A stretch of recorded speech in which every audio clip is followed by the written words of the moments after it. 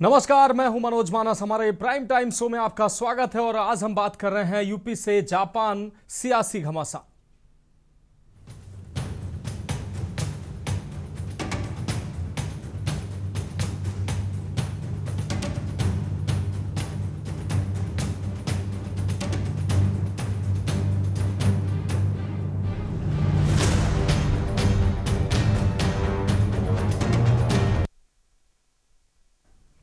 उत्तर प्रदेश की सियासत और विकास का टकराव। यूपी की सियासत में यह मुद्दा खूब उठ रहा है, जहां एक और मुख्यमंत्री सिंगापुर और जापान में प्रदेश के लिए बड़े निवेश और तकनीकी सहयोग की जमीन तैयार कर रहे हैं, वहीं दूसरी ओर विपक्ष बयानबाजी से यूपी सरकार को घेर रहा है। विदेश की धरती पर उद्योगपतियों से मुलाकात, ग्लोबल इन्वेस्टमेंट और स्किल डेवलपमेंट प्रोजेक्ट और यूपी को $1 ट्रिलियन की इकोनॉमी बनाने की दिशा में योगी आदित्यनाथ आगे बढ़ रहे हैं, तो वहीं विपक्ष इसे सियासत का मुद्दा बना रहा है। तो क्यों गरमाई है यूपी की सियासत? योगी के विदेश दौरे से विपक्ष को दर्द क्यों हो रहा है? यूपी में निवेश को बढ़ाने की कोशिश में सीएम योगी पर विपक्ष हमलावर क्यों हो रहा है? इस पर बात करेंगे, लेकिन पहले हमारी एक खास रिपोर्ट देखें।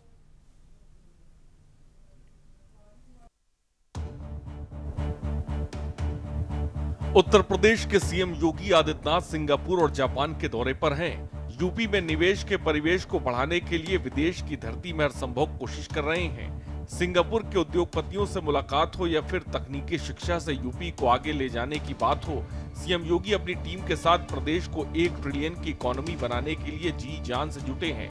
तो वहीं यूपी की सियासत योगी के दौरे में गरमाई हुई है। उत्तर प्रदेश के मुख्यमंत्री योगी आदित्यनाथ सिंगापुर और जापान के दौरे पर हैं और लक्ष्य साफ है, यूपी को $1 ट्रिलियन की इकोनॉमी बनाना। विदेशी धरती पर निवेश की पैरवी, उद्योगपतियों से मुलाकात, तकनीकी शिक्षा और इंफ्रास्ट्रक्चर पर फोकस। लेकिन सवाल ये कि जब सीएम विदेश में है तो यूपी की सियासत में तूफान क्यों खड़ा हो रहा है? समाजवादी पार्टी प्रमुख अखिलेश यादव ने सीएम योगी के सिंगापुर और जापान दौरे पर तंज कसा और अखिलेश ने कहा कि यह दौरा निवेश लाएगा, यह सिर्फ इवेंट मैनेजमेंट है। अखिलेश ने सीएम योगी के भगवा वस्त्र को लेकर भी बयान दिया और सीएम योगी के योगी होने पर भी सवाल खड़े कर दिए। चीफ मिनिस्टर बिस्ट साहब वो भी जापान जा रहे हैं। आज से 10, 15, 20 साल पहले भी जापान का भी एक डॉग बड़ा फेमस हुआ था, मैं नाम भूल रहा हूं उसका। कोई चैट जीपीटी पे देखिए और बताइए कि क्या था। एक इलेक्ट्रॉनिक डॉग बोलते थे, क्या बोलते थे। तो दुनिया में एआई को लेकर के या नई टेक्नोलॉजी को लेकर के, इनोवेशंस को लेकर के, स्टार्टअप जो चीजें हो रही हैं या कंपनीज बन रही हैं, ये हमारी आपकी समस्याओं का समाधान कर रहे हैं। जितनी नई समस्याएं होंगी उतनी समाधान के लिए हमें कोई ना कोई रास्ता निकालना पड़ेगा। और एआई का समिट होना, लेकिन मुख्यमंत्री जी तो न जाने कितना आगे हैं हम लोगों से। बोले अब तेल की इकोनॉमी नहीं बची है, अब ये नई इकोनॉमी डेवलप होती चली जा रही है, अर्थव्यवस्था डेवलप होने जा रही है। अरे हम उनकी बातों से धोखा खाएंगे क्या? जैसे उनके वस्त्र पहन करके हम लोग धोखा खा रहे हैं। और मैंने कई बार कहा, फिर दोहराता हूं ये बात, हमारी गीता में लिखा है कि माया में रह करके माया से दूर हो और जो दूसरे का दुख अपना दुख समझे, वो है योगी। और गुरु नानक जी ने कहा कि वस्त्र पहनने से और कान छिनाने से कोई योगी नहीं हो सकता। योगी आदित्यनाथ सिंगापुर और जापान में निवेशकों से लगातार बैठकें कर रहे हैं। सिंगापुर यात्रा के दौरान मुख्यमंत्री योगी आदित्यनाथ ने ग्लोबल इन्वेस्टमेंट कॉरपोरेशन के मुख्य कार्यकारी अधिकारी लिम चोकियात और उनके प्रतिनिधिमंडल से महत्वपूर्ण बैठक। इस बैठक में उत्तर प्रदेश में दीर्घकालिक संस्थागत निवेश, बुनियादी ढांचा विकास और सतत शहरी परियोजनाओं पर व्यापक चर्चा हुई। लेकिन यूपी में विपक्ष ने योगी के दौरे को लेकर मोर्चा खोल दिया। एक तरफ योगी सरकार का दावा है कि यूपी बनेगा और देश की ग्रोथ इंजन बनेगा, तो वहीं दूसरी तरफ विपक्ष का हमला है कि निवेश के नाम पर इवेंट पॉलिटिक्स हो रही है। सीएम योगी विदेश में निवेश की जमीन तैयार कर रहे हैं, लेकिन यूपी की सियासत में आरोप प्रत्यारोप का बाजार गर्म। ऐसे में क्या योगी का ये दौरा प्रदेश की अर्थव्यवस्था की नई रफ्तार देगा या विपक्ष के सवाल सरकार की मुश्किलें बढ़ाएंगे? बड़ा सवाल है। Special desk, news India.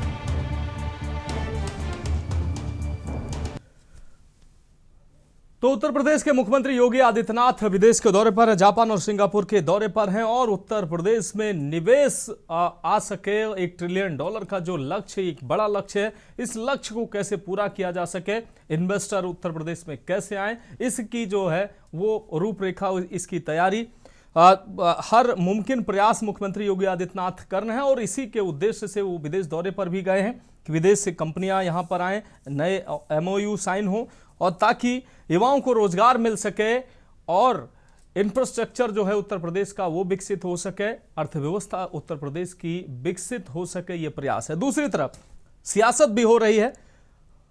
पूर्व मुख्यमंत्री अखिलेश यादव ने मुख्यमंत्री के वस्त्रों पर टिप्पणी करते हुए कहा कि योगी वस्त्र पहनने से कोई योगी नहीं हो जाता है और विदेश दौरे पर उन्होंने तंज कसा है। हम ग्राफिक्स के माध्यम से आपको दिखा रहे हैं विदेश से उत्तर प्रदेश में निवेश जो आ रहा है। निवेश यूनिवर्सल सक्सेस ग्रुप यूपी के बीच MOU हुआ है।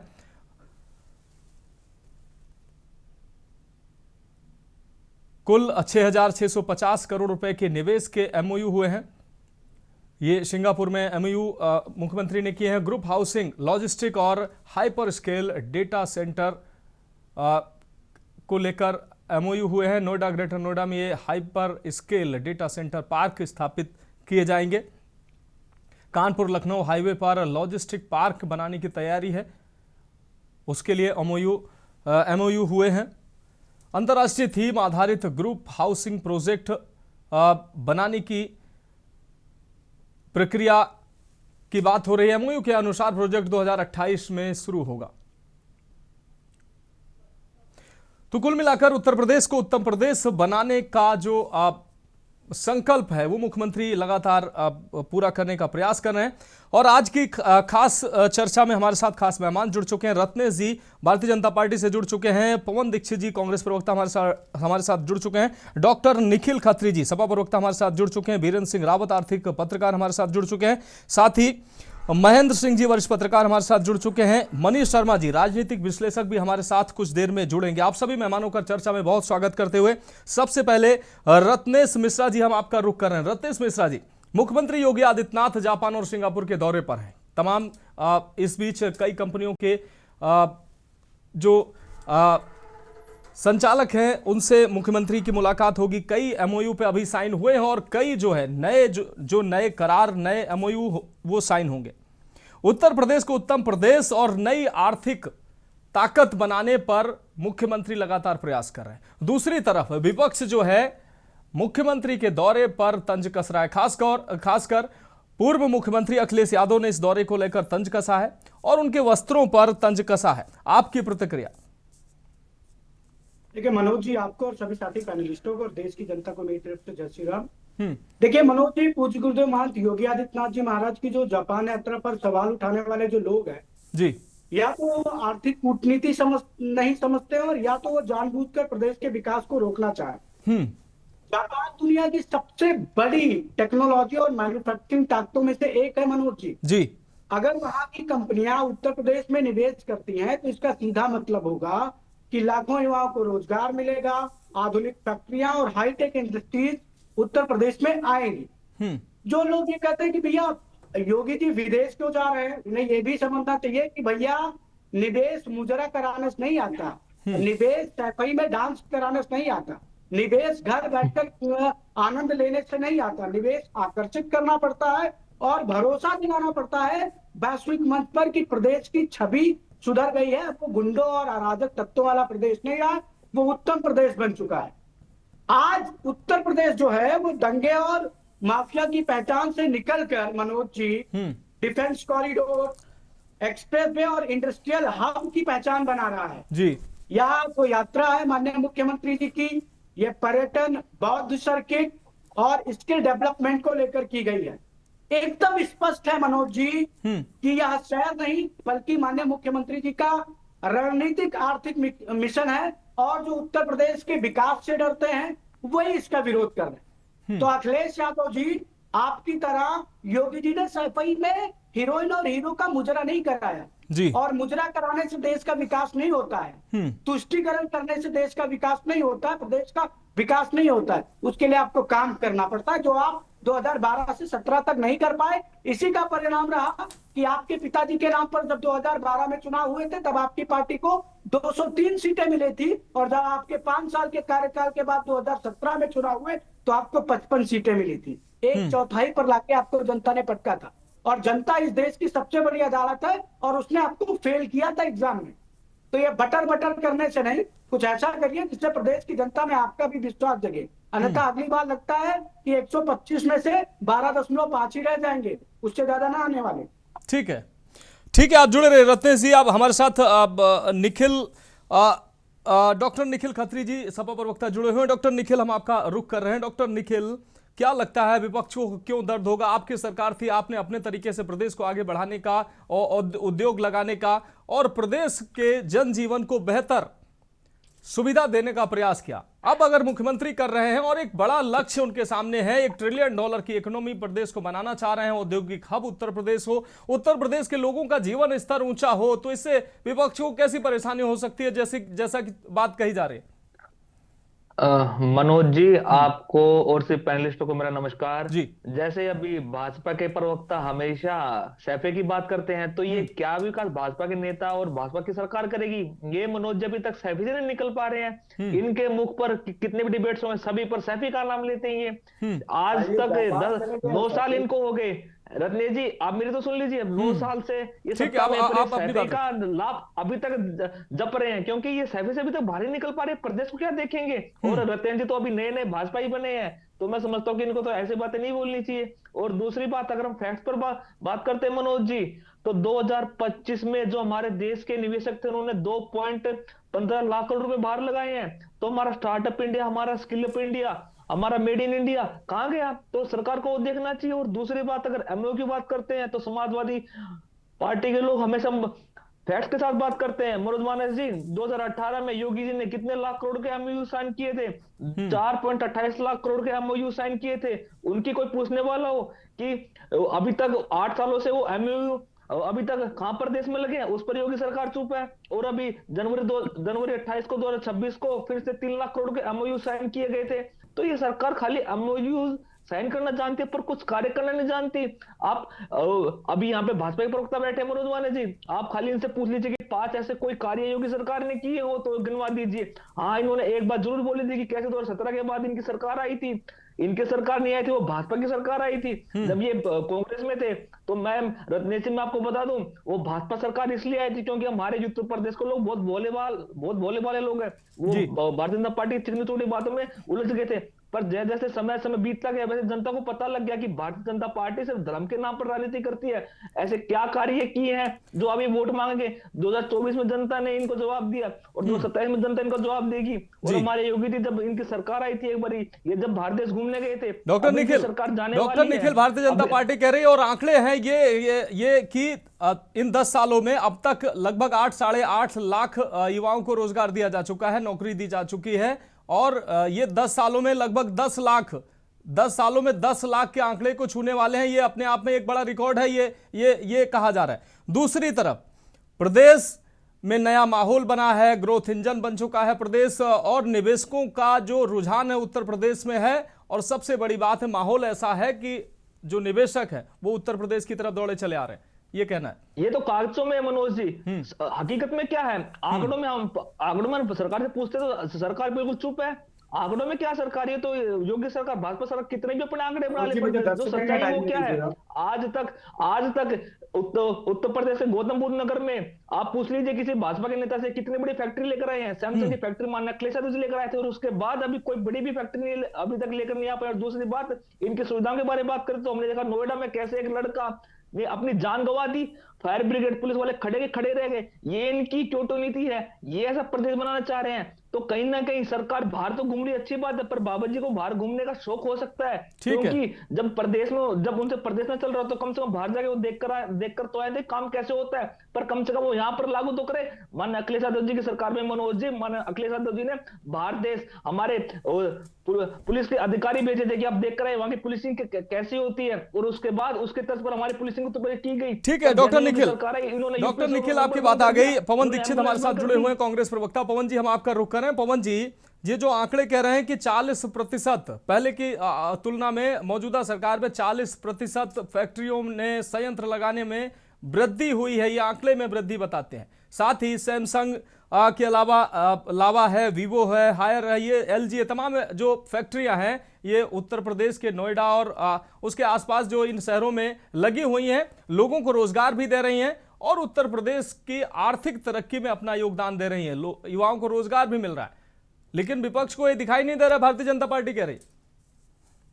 भाई आपको नमस्कार और मेरे पैनल साथियों को नमस्कार।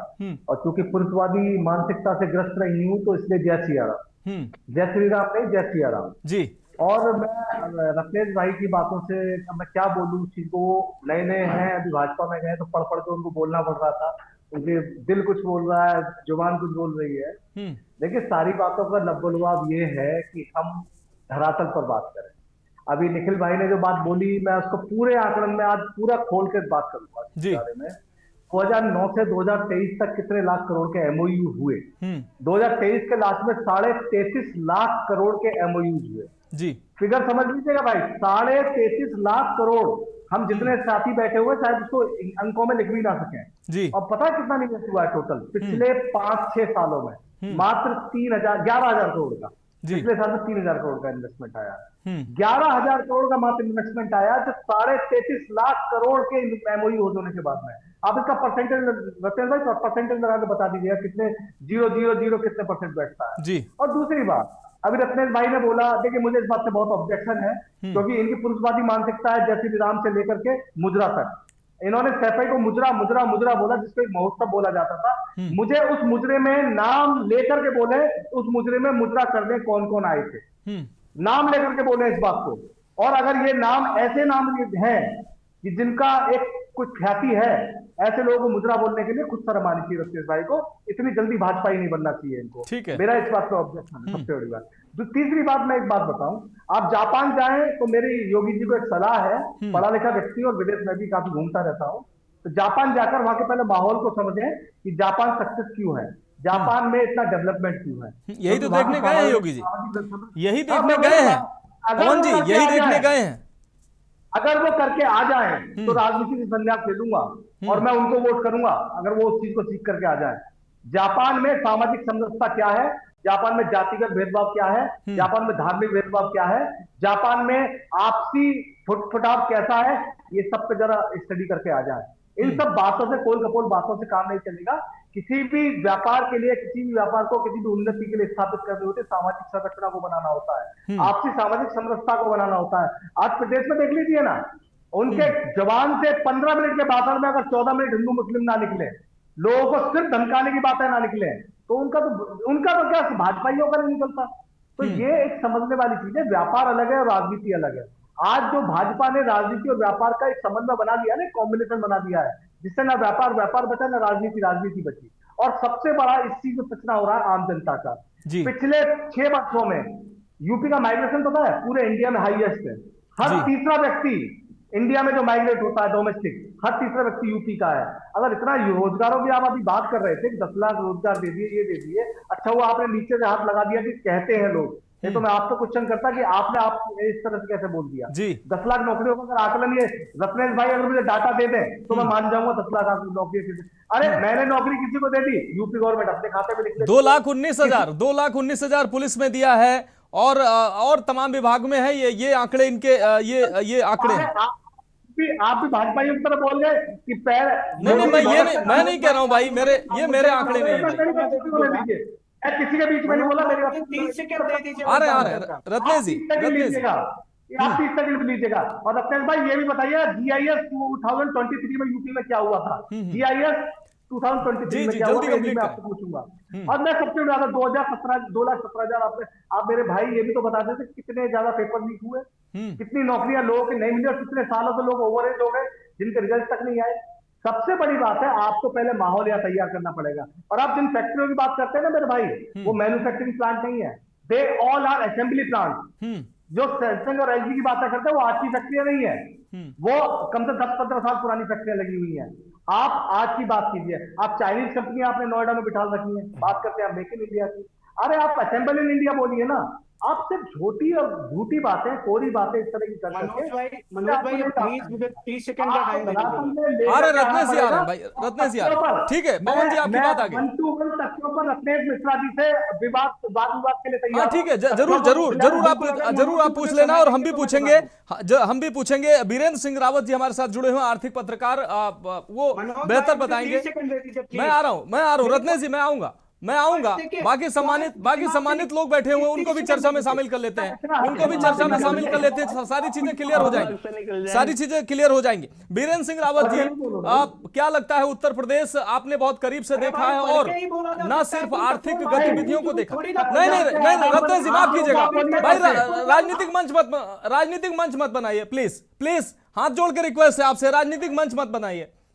पवन जी आपसे भी अनुरोध है, रत्नेश जी आपसे भी अनुरोध है, राजनीतिक मंच मत बनाइए। आपकी भी बातें नोट की है, मैं आपकी नहीं, इस तरीके से चर्चा नहीं होगी भाई।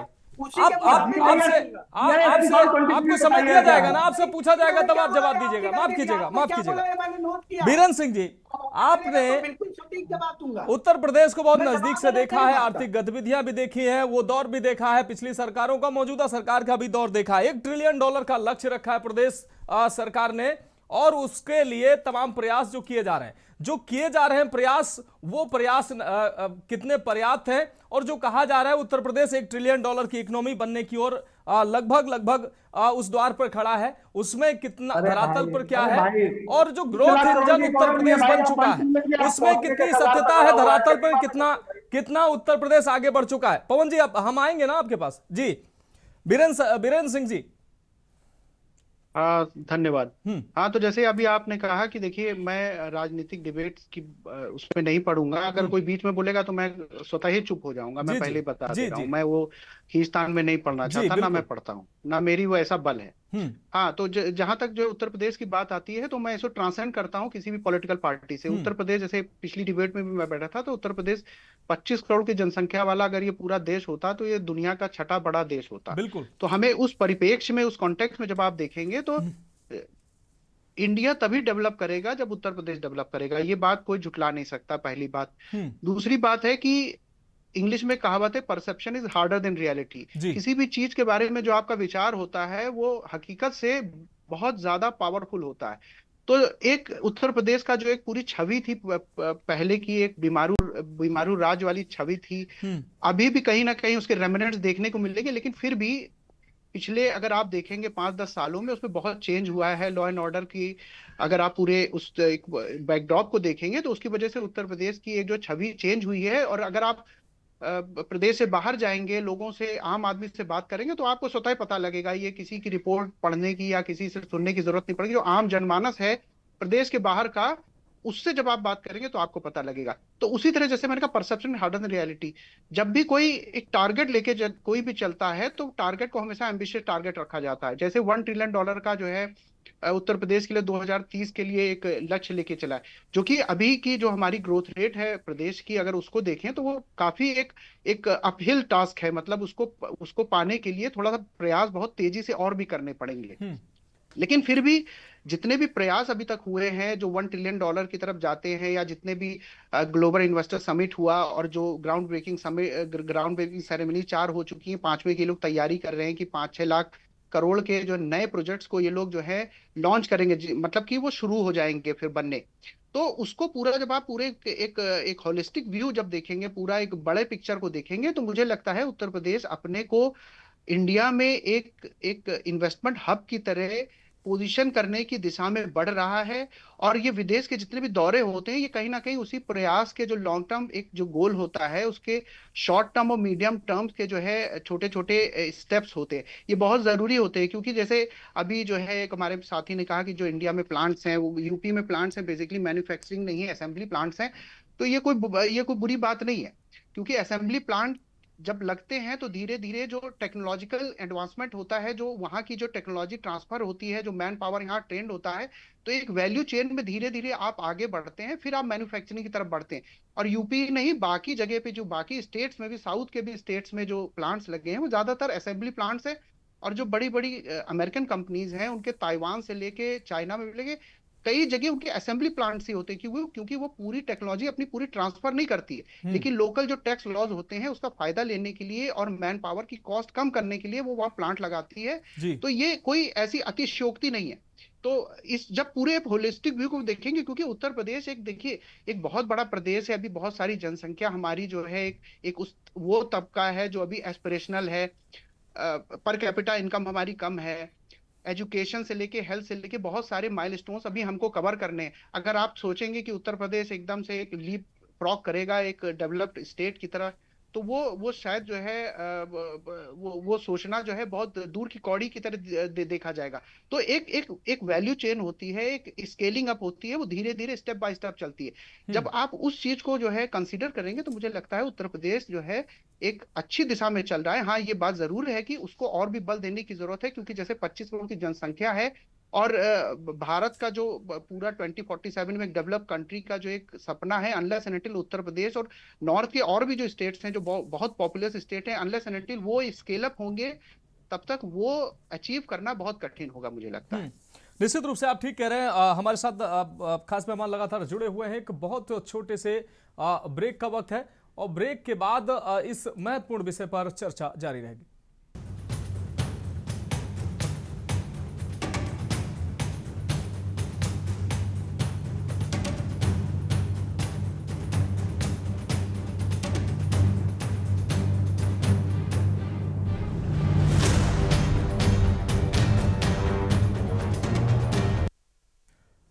तो ब्रेक के बाद हमारी खास चर्चा में एक बार फिर से आपका स्वागत है। हम बात कर रहे हैं यूपी से जापान सियासी घमासान और सीधे चर्चा का रुख कर रहे हैं। हमारे साथ विशेष पैनल जुड़ा हुआ है। महेंद्र सिंह जी वरिष्ठ पत्रकार हमारे साथ जुड़े हुए, उनका रुख कर लेते हैं। महेंद्र सिंह जी, उत्तर प्रदेश 25 करोड़ की आबादी वाला ये प्रदेश और तमाम स्वास्थ्य, शिक्षा, रोजगार, इंफ्रास्ट्रक्चर, कानून व्यवस्था की, बिजली, पानी, ये तमाम सड़क, ये तमाम मूलभूत सुविधाओं की चुनौतियां जिस प्रदेश में, और कहा जाता है कि यह बीमारू प्रदेश था और बीमारू प्रदेश से निकलकर अब ये ग्रोथ इंजन बन रहा है। क्या लगता है आपको कि बेहतर माहौल, कानून व्यवस्था के माध्यम से बेहतर माहौल प्रदेश का वो हो चुका है, जिस वजह से लगातार आंकड़े बढ़ रहे हैं, इंफ्रास्ट्रक्चर जो है उत्तर प्रदेश का बढ़ रहा है, फैक्ट्रियां, संयंत्र जो है वो 40% आंकड़ों में वृद्धि हुई है अब रजिस्ट्रेशन जो करा रहे हैं। उसके अलावा लोगों में जो इन्वेस्टर है उनमें एक विश्वास पैदा हुआ है कि उत्तर प्रदेश में अच्छा अवसर है, यहां पर निवेश करना चाहिए। और आखिरी बात योगी मॉडल की, जिसकी कहा जाता है कि विदेशों में भी चर्चा होती है। ये एक संयुक्त हम आपसे जवाब चाहते हैं कि उत्तर प्रदेश क्या जैसा कहा जा रहा है उस स्थिति में है, और अगर उत्तर प्रदेश को $1 ट्रिलियन का लक्ष्य रखा गया है तो उसमें क्या बुराई है? हर सरकार अपने हिसाब से लक्ष्य तय करती है, उसको अचीव करने का प्रयास करती है। जी मनोज जी, सरकार, देखिए कोई भी सरकार हो, सरकार अपने लक्ष्य रखती है, अपना पीआर करती है, मैं उस पे नहीं जाऊंगा, वो अपना उनका कर्तव्य उनको करना चाहिए। मैं जो एक्चुअल आंकड़े हैं उसके आधार पर मैं अपना विश्लेषण देना चाहूंगा। बिल्कुल। देखिए 24-25 करोड़ की आबादी है, हम 6वें नंबर पे, मतलब एक कहा जाए परसेंटेज के हिसाब से तो 6वीं, मतलब देश को 6 हिस्सों में बांटा जाए तो उतनी आबादी उत्तर प्रदेश में है अकेले। तो हमारी जिम्मेदारियां भी ज़्यादा, हमारे विकास भी ज़्यादा होना चाहिए, हमारे देश में कंट्रीब्यूशन भी ज़्यादा करना चाहिए, लेकिन ऐसा नहीं हुआ। जबकि राजनीतिक तौर पर नेतृत्व इसी उत्तर प्रदेश ने किया है देश का, तो कहीं हम राजनीति में फंस गए और विकास की तरफ हम ध्यान नहीं दे पाए। सबसे ज़्यादा प्रधानमंत्री देने वाला ये प्रदेश और पीछे कैसे रह गया। अभी भी अगर राष्ट्रीय आय देखी जाए पर कैपिटा तो 2,10,000 के आसपास है, 2 लाख मान लीजिए। उत्तर प्रदेश की 1 लाख है। तो आप सोचिए कि अभी हम नेशनल पर कैपिटा इनकम से भी आधे पे हैं। तो अभी स्थिति ये है, हम ये नहीं कह, पहले जरूरत ये है कि हमें अपने पर कैपिटा इनकम को तेजी से ग्रो कराना, बढ़ाना। मतलब हमारे यहाँ अगर कुछ क्षेत्रों में विकास हो रहा है तो कुछ क्षेत्र बहुत गुर्बत में है, बहुत ज़्यादा परेशानी में है, बहुत ज़्यादा दिक्कतों में है। इसी वजह से पर कैपिटा इनकम में इतना ज़्यादा है कि मतलब यहाँ पर आपको बहुत अमीरी मिलेगी, बहुत गरीबी मिलेगी। उसको सुधारने की ज़रूरत है। आप देखेंगे कि ग्रोथ रेट ठीक है, ग्रोथ रेट में हम 3रे नंबर पर हैं, जिस तेज़ी से बढ़ रही है, अच्छी बात है। लेकिन मैं ये कर रहा हूँ कि म्यांमार दौरे के बाद 2017 में शायद गए थे, उसके 17 में बाद ये एक 19 दौरा हुआ है। तो इतने साल, 7-8 साल से एक इतने बड़े, एक मतलब आप सोचिए कि दुनिया में वही जो अगर कहा जाए तो हम बहुत बड़े देश के तौर पे हों, अगर उत्तर प्रदेश हो, हम टॉप 10 में आएंगे। और उसका मुख्यमंत्री अपने प्रदेश से बाहर ही नहीं जा रहा था। महाराष्ट्र का मुख्यमंत्री आ रहा था, बहुत सारे और प्रदेशों के मुख्यमंत्री जाते हैं, महाराष्ट्र मुख्यमंत्री तो जरूर ही जाते हैं, कर्नाटका के भी जाते हैं, तमिलनाडु के भी जाते हैं। उत्तर प्रदेश के मुख्यमंत्री क्यों नहीं जा रहे थे? ये भी एक बड़ा है कि हमें हमें मतलब क्या, अब चुनाव आने वाले हैं अगले साल, तो अब फिर शुरुआत हुई है। चलिए, जाना चाहिए, मेरा मानना है कि जाना चाहिए, कई बार जाना चाहिए, साल में 2 बार जाना है, का मौका मिले तो 2 बार जाइए, क्यों नहीं जाते? ठीक है, हमारा देखिए, हमारे पास पोटेंशियल बहुत है, हमारे पास हमारा एग्रीकल्चर जितना बड़ा सेक्टर जो प्रदेश है उतनी मैन पावर भी हमारे पास है और पोटेंशियल भी हमारे पास उतना ही ज्यादा है। मैन पावर तो है ही, हम लेबर सरप्लस है, हम लेबर एक्सपोर्ट कर रहे हैं सब जगह। तो उस मैन पावर को हमें थोड़ा और सक्षम बनाना चाहिए। हम हमारा लेबर सब जगह जा रहा है। लेबर से ग्रोथ नहीं होती है कि आप लेबर में सबसे ज्यादा, वो पॉपुलेशन में जो कह रहा था अमीरी गरीबी का भेद, इसी वजह से कि हमारे पास लेबर ज्यादा है। पंजाब जा रहा, राजस्थान जा रहा, गुजरात जा रहा, महाराष्ट्र जा रहा, तमिलनाडु जा रहा, कर्नाटका जा रहा, कहाँ नहीं है उत्तर प्रदेश का लेबर? बिहार और उत्तर प्रदेश का, और सबसे निचले पायदान पे। हमें बदलना होगा, मतलब हमें अपने यहाँ, हमारे यहाँ जैसे बहुत पोटेंशियल है, टूरिज्म सेक्टर में बहुत पोटेंशियल है, एग्रीकल्चर सेक्टर में बहुत पोटेंशियल मुझे है, लगता है टूरिज्म में भी उत्तर प्रदेश ने काफी बहुत ग्रोथ किया है। धार्मिक पर्यटन में बहुत बहुत ग्रोथ हुआ है, अगर मैं गलत नहीं हूं तो। वो उत्तर प्रदेश सरकार का कोई योगदान नहीं है। हमारे यहाँ धार्मिक स्थान ऐसे हैं जिसकी वजह से ये ग्रोथ हो रही है।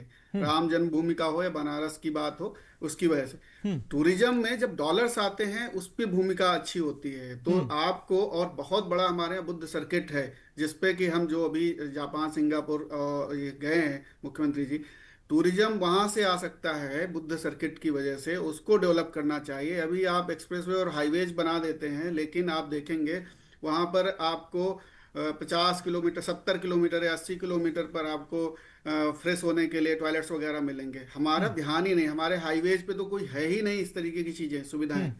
बहुत सारी चीजें होती जो टूरिज्म सेक्टर में। नहीं, मेरा मूल सवाल है, मेरा एक मूल सवाल जो था, मुझे लगता है महेंद्र सिंह जी उसका जवाब नहीं आया है। जो माहौल की बात कही जा रही है कि माहौल क्या आपको लगता है? अब लंबे समय से राजनीति को करीब से देखा है और आपने, और उत्तर प्रदेश को तो करीब से देखा ही रहे हैं आप।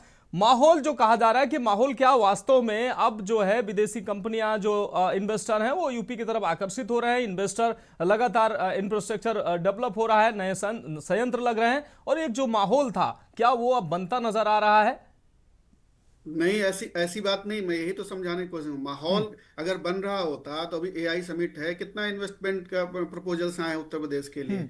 माहौल अगर बन रहा होता, जो आने वाले समय में बहुत बड़ा ग्रोथ इंजन बनेगा। माहौल नहीं है। देखिए, आप यहाँ पर धार्मिक उन्माद अगर रहेगा, हर व्यक्ति आप हिंदू मुसलमान करते रहेंगे, ये ठीक बात, तो आप नहीं, वो माहौल ही नहीं बन पाएगा। आप, मेरा कहना है कि आप यहाँ पर पढ़े लिखे लोगों का जैसा माहौल बनाइए। यहाँ पर अब नोएडा है, दिल्ली से सटा हुआ इलाका है, नोएडा की सिचुएशन ऐसी है, इस वजह से यहाँ इंडस्ट्री आ रही है, इस वजह से यहाँ इंडस्ट्री लग रही है, क्योंकि वो दिल्ली के पास में है। ये कोई, अगर ये कोई दूसरा प्रदेश होता, ये बिहार होता, बिहार उत्तर प्रदेश का नाम बदल दिया तो उसमें ग्रोथ हो जाती। बात है कि आप ग्रोथ अलीगढ़ में कीजिए, आप ग्रोथ पूर्वांचल में कीजिए। पूर्वांचल में कितना इन्वेस्टमेंट आ रहा, आप पूर्वांचल देखिए कितना इन्वेस्टमेंट आ रहा क्या? कहीं नहीं आ रहा। नोएडा, आप जगह ऐसी भौगोलिक तौर पर, इस वजह से आपको लगता है कि सर्विस सेक्टर में हम बहुत आगे हो गए नोएडा की वजह से। निश्चित तौर पर ग्रोथ नोएडा की हुई है, लेकिन वो उसकी पोजीशन ऐसी है ज्योग्राफिकली, इस वजह से हुई है।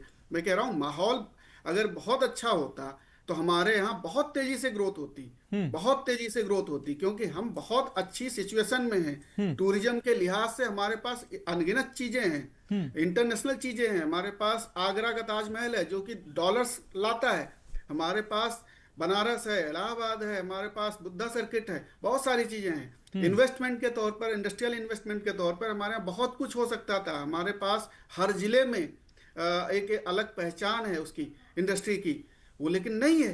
उस तरीके से नहीं हुआ डेवलपमेंट। डेवलपमेंट एक होना और उस तरीके से होना, उसमें अंतर है। इन्वेस्टमेंट का जो रफ्तार है, जो सबसे पहली पसंद तमिलनाडु, कर्नाटका ऐसे क्यों है, तेलंगाना, ये क्यों है? आंध्र प्रदेश सबसे पहली पसंद, गुजरात, ऐसा क्यों है? अब मनोज भाई अब जवाब देना जरूरी हो गया। नहीं नहीं, बिल्कुल बिल्कुल, मैं जवाब ले रहा हूं, आपका जवाब ले रहा हूं। हमारे साथ मनीष शर्मा जी, राजनीतिक विश्लेषक भी जुड़ चुके हैं चर्चा में, उनको भी शामिल कर लेते हैं। मनीष शर्मा जी आ रहे, रत्नेश भाई हम आपके पास आ रहे हैं। मनीष शर्मा जी, चर्चा में आपका स्वागत करते हुए बहुत महत्वपूर्ण विषय पर आज हम चर्चा कर रहे हैं। मनीष शर्मा जी, मुख्यमंत्री योगी आदित्यनाथ जापान और सिंगापुर के दौरे पर हैं। इस दौरान राजनीतिक प्रतिक्रियाएं भी सामने आ रही है। अखिलेश यादव कह रहे हैं कि इस तरीके से इन्वेस्टर नहीं आएंगे, और प्रदेश जो है उनके वस्त्रों पर भी उन्होंने हालांकि टिप्पणी की, लेकिन मैं उस पर नहीं जाना चाहता हूं। उत्तर प्रदेश की अगर मैं बात करूं तो उत्तर प्रदेश में कहा जा रहा है कि माहौल एकदम बदल गया है। लोग जो है, इन्वेस्टर उत्तर प्रदेश की तरफ आकर्षित हो रहे हैं। ग्रोथ इंजन उत्तर प्रदेश बन चुका है, और आंकड़े भी कहीं ना कहीं ये तो कहते ही हैं कि जो आर्थिक विकास की दौड़ में उत्तर प्रदेश कहां पर है। आपको क्या लगता है कि उत्तर प्रदेश में वास्तव में ये माहौल अब बन चुका है? इन्वेस्टर लगातार उत्तर प्रदेश का रुख कर रहे हैं। अभी चाहे सेमीकंडक्टर का संयंत्र लग रहा है, और उससे पहले भी तमाम कंपनियां यहां पर संयंत्र लगा रही हैं। योगी मॉडल का जो भी समय समय पर चर्चा होती है, उसको भी इसमें इंक्लूड कर आपका जवाब चाहते हैं। नहीं, इसमें देखिए एक बात हम लोग समझनी चाहिए कि पिछले 2023 में ही एक गुजरात की ही तर्ज पर यहाँ एक ग्लोबल समिट करने की कोशिश हुई थी, और उसमें कहा गया था कि 33 लाख जो है उतना करोड़ जो है निवेश होगा जी। और 3 साल हो गया, अभी तक उसका कोई आज तक नहीं पता चला कोई इस तरह का ठोस रूप से धरातल पर कितना धरातल पे उतरा है। तो ये जनरली मेरा ये कहना है कि जो अभी तो पूरे भारत के लिए ही सामने संकट है कि जितना भारत निवेश चाह रहा है, भारत में उस तरह का निवेश नहीं हो रहा है। और ये ग्लोबल स्तर पे है कि भारत में उद्योगपतियों का आना जितना सोचा था भारत सरकार ने, तो वहां निवेश नहीं हो रहा है बड़े पैमाने पर। उसकी वजह एक संकट ये है कि समाज में अगर अगर किसान संकट में रहेगा, एमएसएमई अगर संकट में रहेगी, भारत की जो 80% अर्थव्यवस्था है, वहां अगर उनकी जेब में अगर पैसा नहीं रहेगा, तो अब कोई उत्पादन क्यों करने आएगा? ये एक बड़ा सवाल है। तो लोगों की जो आमदनी है वो अगर संकट में है, तो उत्तर प्रदेश में आप अगर देखिए जो पूरी उसकी एमएसएमई, वो चाहे वो ताला हो, चाहे वो बुनकरी हो, चाहे वो पीतल हो, चाहे वो चमड़ा उद्योग हो, खेती के बाद तो सबसे ज्यादा यही इसकी अर्थव्यवस्था की रीढ़ है उत्तर प्रदेश में। और खेती का संकट ये है कि अभी आप तो अमेरिकी डील के बाद अब उसका भी क्या हाल होगा, पहले से ही संकट में है, उसको भी खोलने की कोशिश हो रही है। तो अर्थव्यवस्था जब गहरे संकट में रहेगी उत्तर प्रदेश की जनता, तो तब आपके पास बचता क्या? तब आपके पास ये कुछ पर्यटन बच सकते हैं, कुछ सेवा सेक्टर बच सकता है, लेकिन मैन्युफैक्चरिंग का जो सवाल है, उत्पादन का जो सवाल है, वो आप देखिएगा कि यहाँ नहीं आ रहा है। ये व्यवहारिक धरातल पे तो ये दिख रहा है पिछले 3 साल में। ये कोशिश कर रहे हैं, अच्छी बात है। दूसरी बात ये भी समझा जाए कि जिस राज्य में तनाव ज्यादा होते हैं, कम्युनल तनाव ज्यादा होंगे, दलित महिलाओं पे हमले बहुत ज्यादा बढ़ेंगे, अगर लिंचिंग जिस प्रदेश में होगी, बहुत ही राजनीति में नफरत घुली रहेगी, समाज के में पूरी एक नफरत की स्थितियां बनी रहेगी। यहाँ एनसीआरबी की रिपोर्ट है, वो भी मैं अपनी तरफ से नहीं कह रहा हूँ, उत्तर प्रदेश दलित हमले में, माइनॉरिटी में, महिलाओं पे हमले में 2-3 राज्यों में आता है, जो कह रहे हैं कि हमारा सब कुछ बदल गया है। तो आप देख लीजिए नंबरिंग क्या है उत्तर प्रदेश की दलितों के ऊपर हमले में। नंबरिंग क्या है? घोड़े पर चढ़ने के लिए, मूंछ रखने के लिए हत्या हो जा रही है। आप देख रहे हैं इसको लेकर के। तो आप समाज में जब तनाव रहेगा तो निवेश के लिए, निवेश का बिल्कुल वहां निवेश नहीं होता है, वहां निवेश बिल्कुल नहीं हो सकता है। तो राजनीतिक लोगों की जेब में पैसा ले जाने का तो सवाल है ही। जो हमारे पहले से स्थापित उद्यम है, जो पहले से स्थापित हमारी खेती है, उसको ठीक किए बगैर आप जो है वैश्विक पूंजी के बल पर उत्तर प्रदेश को आगे नहीं ले जा सकते हैं। वैश्विक पूंजी क्यों आएगी? यहाँ लोगों के उसमें नहीं रहेगा। तो मेरा ये कहना है कि यहाँ का इंफ्रास्ट्रक्चर, यहाँ की जनता के जेब में, उसके लिए पहले इंतजाम करना होगा। उसके बिना तनाव को उत्तर प्रदेश में कम करना होगा। इन दोनों ही मोर्चे पर योगी सरकार फेल है, और इसलिए इस यात्रा से मैं बहुत कोई उम्मीद नहीं कर पा रहा हूं। जी ठीक है। मनीष शर्मा जी आप जुड़े रहिए। रत्नेश मिश्रा जी, हम आपका रुख करें। रत्नेश मिश्रा जी, मुझे लगता है बहुत सारे सवाल आपके पास पहुंच चुके हैं, और उसका आप जवाब भी देना चाह रहे हैं। मैं अपना अलग से कोई सवाल ऐड नहीं करना चाहता हूं, आप जवाब दे दीजिए। क्या कहना चाह रहे हैं आप? मनीष जी, मनोज जी, 5 लोगों ने यहाँ पर सवाल उठाया। मुझे लगता है कि एक एक व्यक्ति का जवाब देने के लिए मिनिमम मुझे 30 से 35 सेकंड तो चाहिए जी। ठीक है, दीजिए दीजिए। और मैं सबके सवाल, चाहे जी, वो बिल्कुल। निखिल भाई के सवाल हो, चाहे वो पवन जी के सवाल हो, चाहे वो महेंद्र जी के सवाल हो, चाहे वो मनीष शर्मा जी के सवाल हो, शुरू मैंने करिए। सबको नोट डाउन किया। भैया किताब देख लो, इसीलिए मैं कहता हूँ लिख लेता हूँ कौन क्या बोला है, तभी जवाब दे पाता हूँ। ठीक है, सबसे पहली बात कि समाजवादी पार्टी के प्रवक्ता और कांग्रेस प्रवक्ता दोनों ने मुझ पर व्यक्तिगत टिप्पणी और नहीं, मानव सिंह किसी आप की कम से कम व्यक्तिगत- आपसे उम्मीद आप नहीं करेंगे व्यक्तिगत, आप व्यक्तिगत नहीं करेंगे, नहीं तो चर्चा डिरेल हो जाएगी। मैं नहीं करूंगा, मैं नहीं, मानव की बात तो आ जाती है। ठीक है। सपा और कांग्रेस दोनों पार्टी के प्रवक्ताओं ने मुझ पर व्यक्तिगत टिप्पणी की और मानस भाई व्यक्तिगत टिप्पणी किसी व्यक्ति पर तभी की जाती है जब उसकी बातों का तार्किक जवाब विपक्षी के पास नहीं हो। अब दूसरी बात, मैं 2017 और 2027 की तुलना करना चाहता हूं उत्तर प्रदेश। 2017 में उत्तर प्रदेश का जो कुल सकल घरेलू उत्पाद था वो था 12.75 लाख करोड़। 2026 में उत्तर प्रदेश का जो सकल घरेलू उत्पाद है वो है 27.5 लाख करोड़। लगभग ये मान के चलिए कि हमने 2.5 गुना के आसपास वृद्धि की। अब आ जाता हूं पर कैपिटा इनकम पे। 2017 में उत्तर प्रदेश की जो पर कैपिटा इनकम थी वो थी 46,000 और 2026 में जो पर कैपिटा इनकम है वो है 1,24,000 रुपए, मतलब लगभग 3 गुना की। और भारत में 33.5 लाख करोड़ के निवेश के प्रपोजल्स आए थे, जिसमें से लगभग 15 लाख करोड़ का इन्वेस्टमेंट आया, मतलब अराउंड 49% के आसपास हमने इसको गेन किया। 2017 में उत्तर प्रदेश की नहीं पवन दीक्षित जी, पवन दीक्षित जा रहे हैं, पवन दीक्षित जा रहे हैं। अब आपने सवाल किया तो थोड़ा जवाब तो सुन लीजिए। पवन दीक्षित जवाब सुन लीजिए, जल्दी से आ रहे हैं, तो आपके पास भी आ रहे हैं, आपके पास भी आ रहे हैं। पवन जी हम आपके पास भी आ रहे हैं। पवन जी आप जवाब ले लीजिए भाई, आप सवाल छोड़ेंगे तो कम से कम जवाब तो ले लीजिएगा, जवाब ले लीजिए। ठीक है, रत्नेश मिश्रा जी जल्दी से जवाब कंप्लीट करें। रत्नेश मिश्रा जी कंप्लीट करें। आपकी बारी आएगी और चोरी हो जाएगी भाई आपकी। लोग सोचेंगे कि 15 मिनट बंदे ने सुना, उसको 1.5 मिनट भी नहीं सुन पाएगा, दिक्कत हो जाएगी।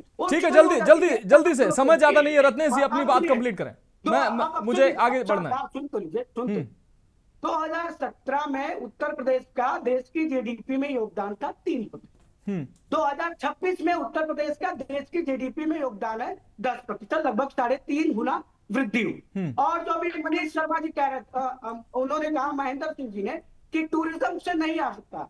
महेंद्र जी मैं अयोध्या का रहने वाला हूँ, ठीक है, जो दुकानदार राम मंदिर निर्माण के पहले 500 का नहीं बेच पाते थे, आज वो 5,000 का बेच रहे हैं। कभी जाइएगा नहीं, आप ठीक कह रहे हो रत्नेश जी। अब आपने जो आंकड़े दिए हैं उसकी सत्यता बीरेन सिंह जी से कर लेते हैं, उसको प्रमाणित बीरेन सिंह जी से कर लेते हैं। मनीष जी का जवाब बचा हुआ। मनीष जी ने कहा कि प्रदेश में आप सही कह रहे हैं, उत्तर प्रदेश में तब निवेश आता था जब उत्तर प्रदेश में एसपी की हत्या हो जाती थी, डीएसपी की हत्या हो जाती थी, जब उत्तर प्रदेश में हर तीज त्योहार में दंगा होता था, एकदम मतलब करीब होती थी।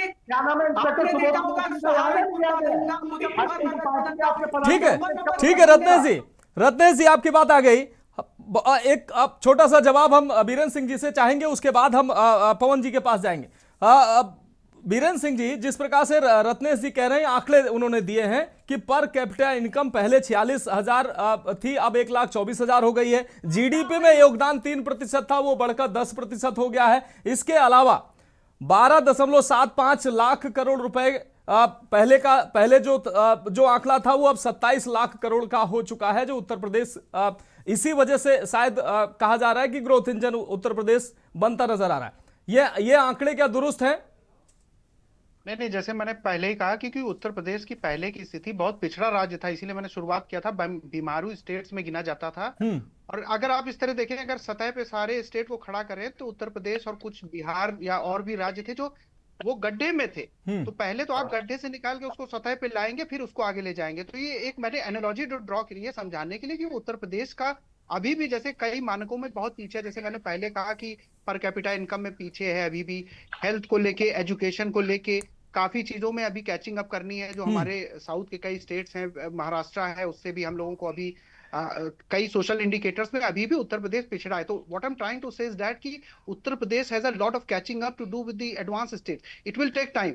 वो तुरंत नहीं होगा, उसमें सालों लगेंगे। और जैसे मैंने कहा कि वो एक दिशा में चल रहा है, सही दिशा में चल रहा है, लेकिन इसका कहने का ये एकदम भी तात्पर्य नहीं है कि वो जो है अपनी चीजों को अचीव कर चुका है, लेकिन एक एम्बिशियस प्रोजेक्ट या एम्बिशियस टारगेट लेकर चल रहा है। और जो अभी तक की जो मैं देख पा रहा हूँ निवेश को लेके, या जो एम्बिशियस टारगेट को सेट करने की बातें हो, या इन्वेस्टर के साथ जो इन्वेस्टर समिट वगैरह होती है, या जो सोशल बहुत सारे सेक्टर्स हैं, एजुकेशन, हेल्थ, इस तरीके के, एग्रीकल्चर को लेके जिस तरीके के जो प्रोजेक्ट्स चल रहे हैं, जिस तरीके की स्कीम चल रही हैं, तो मुझे लगता है उत्तर प्रदेश उस दिशा में बढ़ रहा है। हाँ, ये बात सही है, क्योंकि बहुत पिछड़ा राज्य था, बहुत पिछड़ा राज्य था, क्योंकि पॉपुलेशन का चंक बहुत बड़ा है, बहुत बड़ा, 25 करोड़ की जनसंख्या बहुत बड़ी जनसंख्या होती है। और अभी भी एजुकेशन, हेल्थ के सारे इंडिकेटर्स को देखें तो अभी जैसे मैंने कहा कि पर कैपिटा इनकम में भी करीब करीब हम लोग आधे पे ही पहुंचे हैं। बहुत कम था, काफी उसमें प्रगति हुई, लेकिन अभी भी हम कैचिंग अप नहीं कर पा रहे, क्योंकि बहुत बड़ा पॉपुलेशन का चंक अभी भी एक जो थ्रेशोल्ड लेवल होता है उससे नीचे है। तो पहले आप थ्रेशोल्ड पे जाएंगे, फिर आप आगे बढ़ते हैं। लेकिन एक दिशा जो दिखाने का काम किया है, दिशा ठीक है, और जो एक विश्वास, दिशा ठीक जा रही है कि बीरेन सिंह जी, दिशा जो है वो कम से कम वो प्रोग्रेसिव है। चीज यही होती है कि अगर आप सही दिशा में चल रहे हैं तो बहुत भले पीछे हो तो, लेकिन विश्वास ये जगता है कि शायद अगर ये चलते रहेंगे निरंतर, तो कछुए और खरगोश वाली बात है, तो कछुए की तरह अगर निरंतर चलते रहेंगे, सस्टेन रखेंगे उस पेस को, तो जो एम्बिशियस टारगेट है उसको भी मीट किया जा सकता है। ठीक है बीरेन सिंह जी, आपकी बात आगे। डॉक्टर निखिल कुछ कहना चाह रहे हैं आप आपकी 30 सेकंड में टिप्पणी, उसके बाद पवन जी के पास जाएंगे। अभी भाजपा के प्रवक्ता ने, मनोज जी, कई बातें बताई, हालांकि कुछ आंकड़े अपनी तरफ से बता सकते हैं, पर इन्होंने ये आंकड़ा नहीं बताया मार्च 2014 में देश पर जो कर्ज था वो 55.87 लाख करोड़ का था, और जो मार्च 2025 में अब 182 लाख करोड़ का देश पर कर्ज हो गया है। 225% देश पर कर्ज बढ़ा है। इस पर भारतीय जनता पार्टी चुप है। अगर ये इतना निवेश लेकर आ रहे हैं तो ये देश पर कर्ज कैसे बढ़ रहा है? अगर इतना कार्य हो रहा है तो देश पर कर्ज कैसे बढ़ रहा है? तो इस पर बिल्कुल शांत है। और ये बात करते हैं ये एम्प्लॉयमेंट्स की उत्तर प्रदेश में, मनोज मानस जी, मैं आपको बता दूं, ये पेपर लीक सरकार है। ये कितने भी पेपर सरकार करवाती है, पेपर लीक के खुद करवाती है, उसका पेपर कैंसिल कर देती है। अगर इस समय उत्तर प्रदेश की बात करें तो इनसे पूछ लीजिएगा कि आखिरी भर्ती उन्होंने कब करवाई थी।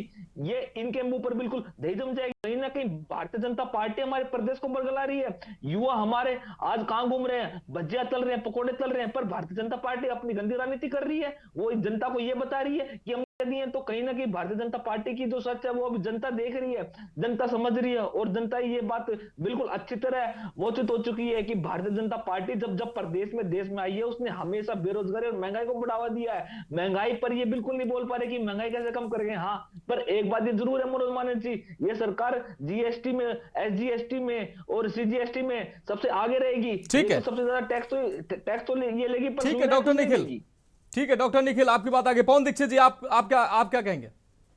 मैं सिर्फ वीरेंद्र भाई की बात जो है, वीरेंद्र भाई ने बोला कि कछुए की चाल से चलना चाहिए, तो इंसान को एक्सेप्ट भी करना चाहिए। आप कछुए की चाल चल रहे हैं, मंथर गति से, देखिए फायदा व्यक्तिगत रूप से मुझे, हम सबको ही होगा ना, निश्चित रूप से आगे बढ़ेगा, लेकिन आप जो कछुए की मंथर गति चल रहे, रॉकेट की स्पीड बता रहे हैं, पूरे 9 साल में आपने मात्र 2 यात्रा किए। म्यांमार से क्या लेकर के आए, ये कुछ पता नहीं था दुनिया के म्यांमार की क्या स्थिति है।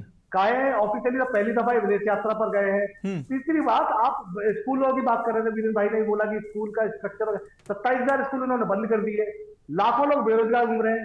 इंडिया में सबसे ज्यादा माइग्रेशन यूपी का है। तो मुझे ये बताइए कि धरातल पर इकोनॉमिकली किन आंकड़ों से माने 11,000 करोड़ का टोटल इन्वेस्टमेंट हुआ है 9 सालों में या 6-7 सालों में। 1952 से 1988 तक कांग्रेस की सरकार थी। 1952 से 1988 तक कांग्रेस की सरकार थी उत्तर प्रदेश में। क्या किया था आपने? मतलब आपको बोलने लायक बना दिया, ये किया था। इस मोबाइल पर तो लेकर के बैठो, ये कांग्रेस की देन है। आज इतनी जवान चल रही है, इसलिए कर दिया था, नहीं तो। ठीक है रत्नेश जी, ठीक है। महेंद्र सिंह जी का रुख करेंगे। महेंद्र सिंह जी, ये जो आंकड़ों की बाजीगरी जो है, आंकड़े जो है धरातल पर, जो दुनिया के तमाम जो देश हैं, वो जब हमारी आबादी को देखते होंगे, वो ये कहा जाता है कि हमारे देश की इतनी बड़ी आबादी इसलिए आकर्षित हो रहे हैं लोग, बड़ा बाजार है हमारा। लेकिन वो बाजार जो है उसके जेब में पैसा कितना है ये भी तो देखते होंगे, पर कैपिटा इनकम कितना है, खरीदारी कितना कर सकता है, परचेजिंग पावर कितनी है इस देश के अंदर, ये क्या ये इन्वेस्टर नहीं देखते होंगे अगर यहाँ हमारी मार्केट को देख रहे होंगे? महेंद्र सिंह जी। बिल्कुल, मैं इसी चीज को कह रहा था मनोज जी कि हम 24वें नंबर, यूपी 24वें नंबर पे है पर कैपिटा। रत्नेश मिश्रा जी आपकी बात आ गई। रत्नेश मिश्रा जी सुन लीजिए भाई, अभी तभी बढ़ती है जब आपने बिल्कुल ठीक कहा, और परचेजिंग पावर में बहुत नीचे है हम। अभी पर कैपिटा इनकम पे हम 24वें नंबर पे हैं। आप सोचिए सारे प्रदेशों को मिला तो हमारी रैंकिंग 24वें नंबर पे। असली ग्रोथ वहां से होती जब वो रैंकिंग बढ़ेगी, जब उस रैंकिंग में हम टॉप 10 में आएंगे तब हम प्रॉस्परस होंगे। क्योंकि दूसरा है सोशल फैब्रिक, हमारे यहाँ उस पर बहुत ध्यान देने की जरूरत है उत्तर प्रदेश में, और पर कैपिटा इनकम बढ़ाने की जरूरत है। इसके अलावा आप देखिए यूपी को आप बहुत अच्छी जोग्राफिकल उसमें बहुत अच्छी जगह पे है, मतलब हम गंगा यमुना के द्वाप में हैं। यहाँ पर एग्रीकल्चर पे जितना फोकस किया जाए, हम प्रोडक्शन हब अभी भी हम इस मामले में, खेती के मामले में 25% के आसपास कंट्रीब्यूशन देते हैं। जबकि हमारी हमें मतलब एक तरीके से कहा जाए कि हमारी क्षमताओं को हमने अभी पूरी तरीके से यूटिलाइज नहीं किया है। तो मेरा कहना है कि आप एग्रीकल्चर पे फोकस करिए, पर्यटन पे फोकस कीजिए। पर्यटन पे अकूत संभावनाएं हैं उत्तर प्रदेश में, अकूत संभावनाएं मैं ये कह रहा हूं। पर्यटन पे फोकस कीजिए पूरा, लेकिन पर्यटन पे फोकस नहीं हो रहा। ऑटोमेटिकली जो चीजें हो रही वो हो रही हैं, मैं ये कह रहा हूं। जितने टारगेटेड फोकस होना चाहिए था वो नहीं हो रहा। अयोध्या की इनकम बढ़ गई, निश्चित तौर पर बढ़ गई, लेकिन सरकार को इस तरीके से बहुत ज्यादा जगहों पर काम करने की जरूरत है जिसमें कि हम चैंपियन हो जाएं। इस लाइन में बहुत पोटेंशियल है हमारे पास। दूसरा, और इससे क्या होगा, गरीबी घटेगी, छोटे लोगों को भी रोजगार मिलता है, वहां से हमारी पर कैपिटा इनकम बढ़ेगी।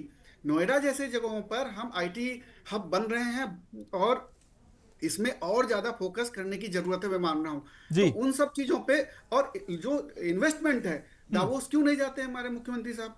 दुबई क्यों नहीं जाते हैं? ब्रिटेन क्यों नहीं जाते? फ्रांस क्यों नहीं? मतलब तमाम ऐसी जगहों पर जहां से इन्वेस्टमेंट आना चाहिए वहां क्यों नहीं जाते? जाना चाहिए, मेरा कहना है। महत्वपूर्ण बात आपने कही है, महत्वपूर्ण बात आपने कही। मनीष जी का रुख करेंगे। महेंद्र सिंह सर आपकी बात आ गई। मनीष शर्मा जी, महत्वपूर्ण बात जो है महेंद्र सिंह जी ने कही कि एनसीआर का क्षेत्र है, राजधानी दिल्ली के आसपास का क्षेत्र है नोएडा, वहां पर तो ठीक है इन्वेस्टमेंट आ रही है और मैन्युफैक्चर प्लांट लग रहे हैं और हो सकता है कि उसमें कुछ कंपोनेंट के प्लांट लग रहे हों और लगना चाहिए। अगर कुछ भी हो रहा है, बेहतर हो रहा है तो अच्छी बात है, उसको उसमें किसी को कोई आपत्ति नहीं। लेकिन प्रदेश के अन्य कोने में, कानपुर में, बरेली में, लखनऊ में, अन्य जगहों पर भी ये संयंत्र लगने चाहिए। अन्य जगहों पर अगर इंफ्रास्ट्रक्चर उतना विकसित होगा तो शायद वहां भी इन्वेस्टर जाएंगे, और जब वहां जाएंगे तब वास्तव में प्रदेश आगे बढ़ रहा है, वहां के लोगों को रोजगार मिल रहा है, ये स्थिति बनेगी। नहीं तो नोएडा, गोरखपुर का व्यक्ति नोएडा में जाकर पलायन करके जॉब करेगा। नहीं, देखिए बेसिक बात क्या है इसको समझिए। आपका बेस लाइन क्या है उत्तर प्रदेश में? 80% आपकी अर्थव्यवस्था कारपोरेट केंद्रित नहीं है। उत्तर प्रदेश की अर्थव्यवस्था वो खेती पे निर्भर है और लघु उद्यम पे निर्भर जी। और उसको उस बेस लाइन को करने के बजाय सरकार की नीतियां उसको टारगेट कर रही हैं। आप ध्यान दीजिएगा, हम कह रहे हैं पर्यावरण को बढ़ावा दीजिए, आप निवेश के लिए दौड़िए, अलग बात। लेकिन जो लोगों की परचेजिंग पावर को आप खुद संकट में डाल रहे हैं, अगर बड़ी पूंजी के दबाव में डाल रहे हैं, जिसे आपने नोटबंदी ले आया तो कैश इकोनॉमी जो थी, वो जो छोटी पूंजी कैश इकोनॉमी थी, उसको ध्वस्त कर दिया। आपने जीएसटी मॉडल लाया और वो जीएसटी मॉडल एमएसएमई को और संकट में डाला। कोविड के दौर में आप देखिए कि लाखों लोग गांव में आए, वो उसमें से बहुत लोग बाहर नहीं जा पाए, तो जो मनरेगा थोड़ा सहारा था उसको ध्वस्त कर दिया। जो मांग आधारित अर्थव्यवस्था थी उसको संकट में डाल दिया। अभी वो खेती को भी खोलने जा रहे हैं। तो आप इन दो चीजों को बर्बाद करके आप उत्तर प्रदेश को उल्टी दिशा में ले जा, उसका बेस लाइन ही ध्वस्त कर रहे हैं। आप खेती को अगर खोल देंगे, आप समझ रहे हैं पूरा जो अभी अमेरिका के साथ जो डील हो रही है वो बेहद खतरनाक है। अगर वो वास्तव में अगर वो लागू हो गई तो क्या होगा यहाँ की खेती का? तो मेरा ये कहना है कि 80% जो हिस्सा है जिसकी परचेजिंग पावर खेती और एमएसएमई से जुड़ी हुई है, अगर उसको आप ध्वस्त करेंगे, संकट में डालेंगे, तो उत्तर प्रदेश जैसे बड़े राज्य को कारपोरेट नहीं संभाल पाएगा। ये उल्टी गंगा बहाने जैसी बात है। मैं तो ये कह रहा हूं सर, जो वो अभी आपके साथी जो कह रहे थे कि वो बढ़ रहे हैं सही दिशा में, मैं कह रहा हूं बिल्कुल गलत दिशा में बढ़ रहे हैं, बिल्कुल गलत दिशा में बढ़ रहे हैं। बेस को ही ध्वस्त कर रहे हैं और कारपोरेट को के ऊपर के सामने उसकी सारी नीतियों को उसी के सब सामने सरेंडर कर रहे हैं, सारी पॉलिसी उसी पक्ष में बना रहे हैं। एक असंतुलन पैदा हो रहा है उत्तर प्रदेश में। यह असंतुलन उत्तर प्रदेश के लिए बहुत घातक साबित होने जा रहा है। निश्चित तौर पर हमारी जो कृषि है वो हमारा आधारभूत है ढांचा को मजबूत करती है और लगभग 40 से 45% जो रोजगार भी वहां से आते हैं, तो उसको उस ओर भी बुनियाद अगर है तो वो बुनियाद में भी काम होना चाहिए और निश्चित रूप से जो इंफ्रास्ट्रक्चर है उसके ऊपर जरूर काम होना चाहिए। बहुत शुक्रिया आप सभी सम्मानित मेहमानों का हमारे साथ जुड़ने के लिए। रत्नेश जी आपका बहुत शुक्रिया, पवन दीक्षित जी आपका बहुत शुक्रिया, डॉक्टर निखिल खत्री जी आपका बहुत शुक्रिया, बीरेंद्र सिंह रावत जी आपका बहुत शुक्रिया और महेंद्र सिंह जी आपका बहुत शुक्रिया और मनीष शर्मा जी आपका भी बहुत शुक्रिया इस महत्वपूर्ण चर्चा में जुड़ने के लिए, हिस्सा लेने के लिए और अपना कीमती समय देने के लिए। तो फिलहाल मुख्यमंत्री योगी आदित्यनाथ जापान और सिंगापुर के दौरे पर हैं। विपक्ष ये जरूर कह रहा है और चर्चा में भी ये लब्बू लुआब निकल कर आया है कि इस दौरे से क्या कुछ निकल कर आना है ये तो अभी आगे भविष्य तय करेगा, लेकिन कहीं ना कहीं उत्तर प्रदेश में जो माहौल की बात कही जा रही है वो माहौल जो है उत्तर प्रदेश में होना चाहिए ताकि इन्वेस्टर जो है यहां पर आए, यहां पर निवेश करें, संयंत्र लगाएं, लोगों को रोजगार मिले, आर्थिक ग्रोथ का इंजन उत्तर प्रदेश निश्चित रूप से बने ताकि उत्तर प्रदेश को भी फायदा मिले और देश को भी इसका फायदा मिले। फिलहाल इस खास चर्चा में अभी के लिए मेरे साथ इतना ही, मुझे दीजिए इजाजत और आप देखते रहिए के न्यूज़ इंडिया।